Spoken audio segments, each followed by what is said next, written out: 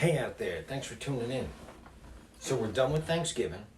We are sliding in to December. You know what that means? December. New Year's resolutions are coming up. Not the New Year's resolutions. Anyway, I'm not going to talk about that today. But I am eventually.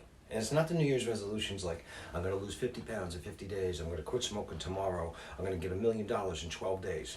Nothing like that. I'd like to talk about how we could, together, be happier, kinder, better, how we can help people, things like that. Have fun and make more money along the line. Anyway, today I want to talk about something else. Did you ever hear, or did your parents ever say, money doesn't grow on trees? They probably said it right after they said, close the door, I'm not heating up the whole neighborhood. Money doesn't grow on trees. Well, maybe money does grow on trees. The real estate money tree. Money does grow on trees. I want to give you an example of when you hold properties, what it would look like. And the tree seemed really awesome. This tree has 12 little houses there. Yes, I drew this myself. This one with the smiley face, this is the one you're living in. These are investment properties. We're going to assume that you have 12 houses. We're only going to concentrate on one today, and then you'll get the picture for all the other ones. I'm going to concentrate on number one. And this is the money tree. So I've talked about holding on to properties.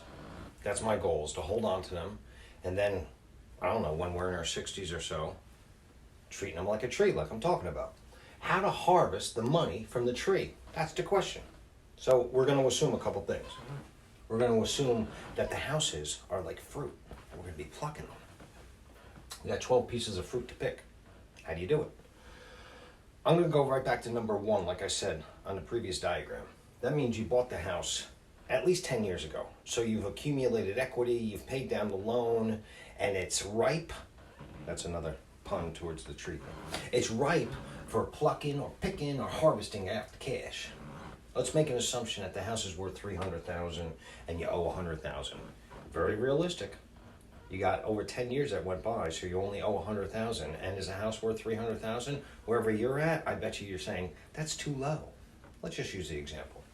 How do we go about it? The best way, in my opinion, and the easiest way, is to refinance it.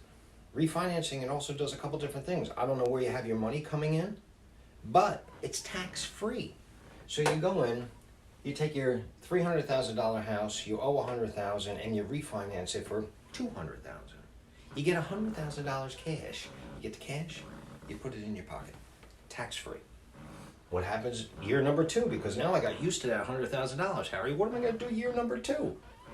We're going to go from house number one to house number two and do the same thing. And I got to tell you, these numbers are very realistic. Could you use an extra $100,000 to supplement your retirement income? I think you could. That's not chump change. So that's not the only way to do it, though. You could go ahead and you could sell a house.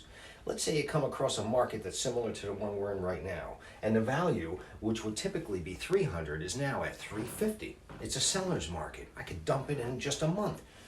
You might want to sell it. I don't know. I'm not saying to sell it because you want your tree to continue growing or at least staying with the same amount of fruit on it. I put down a HELOC also. Here's another possibility. If you got a great mortgage on the house right now, and you owe $100,000 and you're paying 2.375%, that's what I'm getting on a new mortgage, you might want to leave that first mortgage in place and take out a $100,000 HELOC. You don't even have to use the money if you don't want. Home Equity Line of Credit, that's what that stands for. Hey, how about something like this? We rarely talk about this, owner financing. So maybe you don't want to be a landlord anymore. You're getting up there in age and you're like, I don't feel like going over there and calling the plumber to fix the water heater, or I don't want to hear from the tenant about the leaky roof. What could you do? Well, you could sell that house, owner financed. It's still just like a rental. However, the people that buy it off of you, you hold the note, and they're responsible for the maintenance of the house.